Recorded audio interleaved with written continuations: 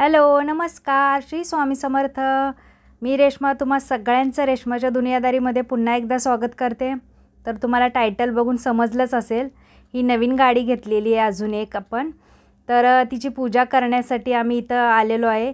तर आजच डिलिव्हरी भेटणार होती आणि आणायची कसा संडे होता, सगळे घरी होते आणि म्हटलं चला तर आपण पूजा तिथं शोरूमच्या बाहेरच करू आणि त्यानंतर आपण देवदर्शनाला जाऊ.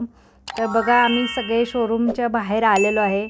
माझी मोठी बहीण आहे, भाऊजी आहेत आणि बहिणीची मुलं आहेत 2, ती आलेले आहेत आणि आमची फॅमिली छोटीशी. तर म्हटलं चला आपण पूजा करूया. तर मी बघा पूजेचा म्हणजे पूजा करण्याचा जो व्हिडिओ आहे आपला हा, तर तो थोडा पाठीपुढे आहे, त्यामुळे तुम्हाला एक्झॅक्टली कळणार नाही की कशा पद्धतीने मी पूजा केली. म्हणून तुम्हाला मी सांगते इथंच की आपल्याला पूजा करण्यासाठी साहित्य काय काय लागणार आहे. सगळ्यात पहिलं तर आपल्याला गंगाजल लागणार आहे, हळदी कुंकू अक्षदा लागणार आहे, गुलाल लागणार आहे, त्यानंतर आपल्याला एक निरांजन लागणार आहे, कापूर लागणार आहे, अगरबत्ती लागणार आहे आणि आपल्याला तूप मिश्रित आपल्याला कुंकू बनवायचं आहे, ज्याने आपण स्वस्तिक काढतो ते.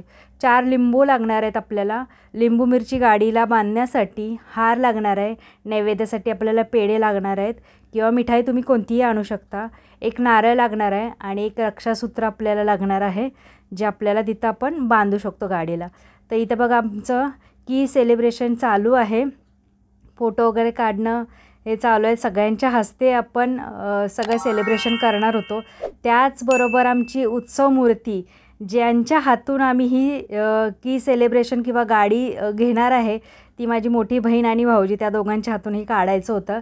कारण की आपण जेव्हा वाहन खरेदी करतो तेव्हा आपण कोणत्या दिवशी घेणार ते सगळं बघितलं पाहिजे, पंडित त्यांच्याकडे जाऊन, किंवा आपण कोणाच्या हातून घेणार आहे आणि मुहूर्त जी वेळ असते शुभ वेळ तीसुद्धा आपल्याला बघणं खूप खूप गरजेचं आहे आणि ती बघितल्यानंतरच आपण वाहन खरेदी करायचा. नाहीतर तुम्ही कोणतीही गोष्ट असेल ना तर व्यवस्थित बघितल्याशिवाय खरेदी नाही करायचं.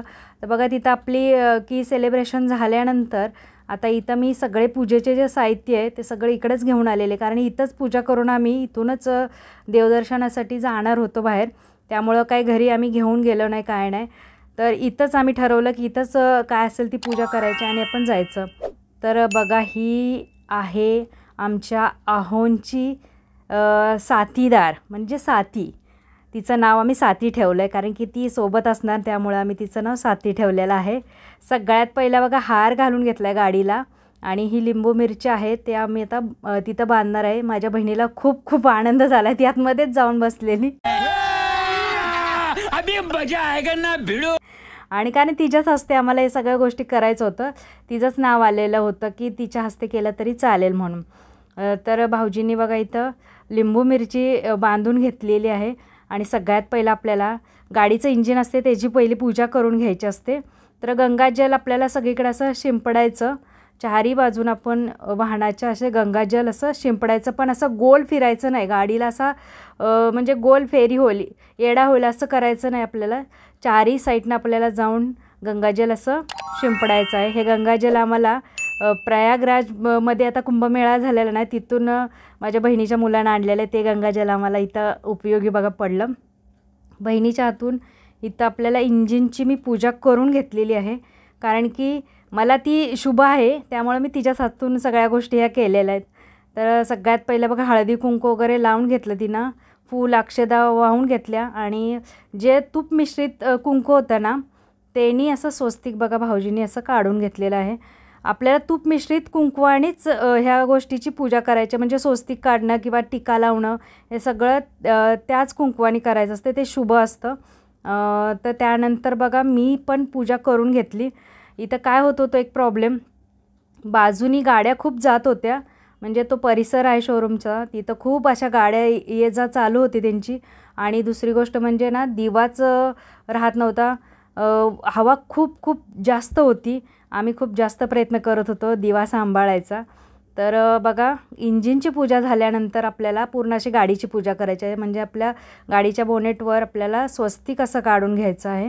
स्वस्तिकच्या बाजूला आपल्याला अशा 2 रेषा ओढायच्या आहेत आणि स्वस्तिकच्या जे 4 चौक असतात त्याच्यामध्ये पण आपल्याला असे डॉट द्यायचे आहेत. त्यानंतर बाजूला नंतर खाली अशा 5 असे डॉट द्यायचे आहेत हळदी कुंकवाचे अक्षदा टाकायच्या आहे तिथे आणि त्यानंतर आपल्याला तिथं फूल व्हायचं आहे, म्हणजे व्यवस्थित अशी गाडीची पूजा होते. तर बघा इथे दिव्याचीच आमची खूप घाई होती. दिवा सारखा विझत होता, हवा एवढी होती की असं व्हायचं की जरा 5 मिनटं थांबलं की लगेचच दिवा विझायचा. तर या दोघांनी ओळून घेतला. आता आमच्या दोघांची पूजा करण्याची वेळ होती. तर आम्हीसुद्धा बघा हळदी कुंकू अक्षदा फूल असं वाहून झालं आणि आम्हीसुद्धा अशी पूजा केली. तर आम्ही आपल्या घरच्या घरीच असं सेलिब्रेशन करायचं ठरवलं होतं की जास्त कोणाला बोलवायचं नाही, काय नाही. आणि घरच्या घरीच आमची छानपैकी अशी मस्त अशी पूजा झाली. त्यानंतर माझ्या बहिणीच्या मुलीने पूजा केलेली आहे. बघा आकांक्षाची पूजा करून झाल्यानंतर रोशनी, नंतर आमचा आशिष आणि नंतर मॅडम होत्या, त्यांनीसुद्धा अशी व्यवस्थित पूजा करून घेतली. पूजा बघा घरच्या घरी करा किंवा तुम्ही कोणाला बोलवून करा पूजा. पूजा ही मस्त अशी पंचोपचार झाली ना तर आपल्या मनाला खूप समाधान भेटतं आणि ती वस्तू असेल किंवा ती गाडी वगैरे असेल तर ती आपल्याला लाभदायक ठरते. म्हणून नेहमी आपण मुहूर्त बघणं खूप गरजेचं आहे. मुहूर्त बघा, वेळ बघा आणि कोणाच्या हस्ते आपण म्हणजे गाडी बाहेर काढायची आहे किंवा कोणाच्या हस्ते आपण पूजा करायची आहे हे सुद्धा बघणं खूप खूप गरजेचं आहे. हल्ली बघा लोक कोणताही वेळ असते आणि कोणाच्याही हातून असे पूजा वगैरे करतात.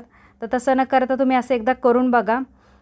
त्यानंतर बघा स्टेअरिंगची पूजा करायची असते आपल्याला, कारण की वाहन जेव्हा आपण जे चालक असतं वाहन चालक तो या स्टेअरिंगवरच सगळी गाडी कंट्रोल असते, ब्रेक वगैरे. त्यामुळे स्टेअरिंगची आपल्याला पूजा करायची आहे आणि हे जे रक्षासूत्र आहे हे बांधणं खूप गरजेचं आहे. जर तुम्ही मारुतीच्या मंदिरात जाऊन हे रक्षासूत्र ठेवून हनुमान चालीसा म्हणून आलात आणि हे नंतर हे बांधलं का नाही की खूप लाभदायक ठरतं.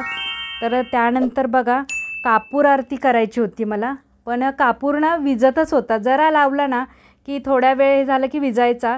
तर असं कापूर जाळल्यानंतर तुम्ही त्या कापराचा जो टिळा असतो तो गाडीला लावायचा.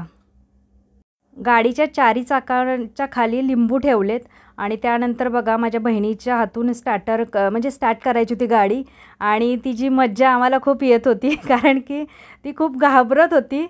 तर पुढं तुम्हाला मज्जा बघा. काळजी करू नका. स्टार्टर द्या, डबल पुढे डोर ओपन. हा व्हेरी गुड व्हेरी गुड. हा येते सोडू नका, पुढे जाईल गाडी. मस्त बंद करा. आता काढ, पाय काढ. पाय काढा. आणि एक तुम्हाला सांगायचं आहे, जेव्हा आपण गाडीची पूजा करतो ना तेव्हा गाडी अशी चालू ठेवायची, गाडीच्या लाईटा वगैरे अशा चालू ठेवायच्या. त्यानंतर आपण जो नारळ आणलेला आहे तो 7 वेळा असा उतरवायचा गाडीवरून आणि तो फोडायचा. तो प्रसाद म्हणून खायचा नाही, तर गाडीच्या दोन्ही साईडला ठेवायचा, तो तिथंच सोडायचा. आणि जे आपल्यासाठी शुभ आहेत त्या लोकांचे असे हाताचे असे ठसे आपण अशा गाडीवर असे उठवू शकतो. कोणी लहान बाळ असतं, कोणी लहान म्हणजे मुलगी वगैरे एखाद्याला खूप शुभ असते, ते छोटे छोटे असे पावलंसुद्धा उठवतात. तर माझ्या बहिणीने आणि माझ्या मुलीने दोघींनी असे हात उमटवले गाडीच्या बोनेटवर. त्यानंतर भाऊजींनी बघा गाडी अशी बाहेर काढली त्यांच्या हस्ते आणि छान अशी आमची पूजा झाली. खूप खूप म्हणजे भारी वाटलं एकदम. आणि पूजा करून झाल्यानंतर आम्हाला जायचं होतं देवदर्शनासाठी. तर आम्ही बघा ही सगळी अशी गाडी बाहेर काढली. त्यानंतर याच्यातले 2 लोक गेले कल्याणला, कारण त्यांचं थोडं काम होतं म्हणून, आणि आम्ही बाकीचे आलो इथं स्वामींच्या मठामध्ये जुईनगरला. सगळ्यात पहिलं आपण स्वामींकडे मी घेऊन आली गाडी. स्वामींना म्हणजे नैवेद्यासाठी पेढे घेऊन आलेली आहे आणि जी आपल्या गाडीची चावी आहे ती स्वामींच्या चरणावरती इथे ठेवायला सांगितली. त्यानंतर पेढ्याचा नैवेद्य दाखवला, नमस्कार केला. स्वामींना सांगितले की गाडी घेऊन आले आणि हिची रक्षा करा आणि गाडी अजून एक येऊ द्या अजून. तर ही अशी प्रार्थना केल्यानंतर तिथून आम्ही आलेलो आहे अंबरनाथच्या शिवमंदिरामध्ये. तर आम्ही घरातून निघून असं सगळं दर्शन करून येईपर्यंत रात्र पडली होती. 9ला मंदिर बंद होतं. पण बघा योगायोग भोलेबाबांनी आमच्यासाठी दरवाजा उघडला. म्हणजे आतून जे पंडित होते त्यांना आम्ही निरोप पाठवला, ते येऊन त्यांनी गेट उघडलं आणि आम्हाला फायनली छानपैकी असं आपल्या भोले बाबाचं शंकराचं आपल्या छान असं दर्शन झालं. खूप मनाला एकदम प्रसन्न वाटलं, कारण की दर्शन होणं खूप गरजेचं आहे. असं कोणासोबतही होत नाही आणि झालं तर असं खूप रिअरली असतं की आपण तिथं गेलो आहे आणि आपल्यासाठी असं दरवाजानंतर गेट वगैरे उघडले आणि आपल्याला आतमध्ये पूर्ण गाभाऱ्यामध्ये जाऊन आपल्याला दर्शन करायला भेटले. अगदी मन प्रसन्न झालं होतं. तर तुम्हीसुद्धा गाडी घेण्याचा विचार करत असाल तर तुम्ही अशा पद्धतीने पूजा करू शकता. तर चला आजच्या व्हिडिओचा एंड करते. जर व्हिडिओ आवडला तर व्हिडिओला लाईक करा, शेअर करा, सबस्क्राईब करा. पुन्हा भेटूया आपण अशाच एका नवीन व्हिडिओमध्ये. तोपर्यंत सगळ्यांना श्री स्वामी समर्थ. जय जय स्वामी समर्थ.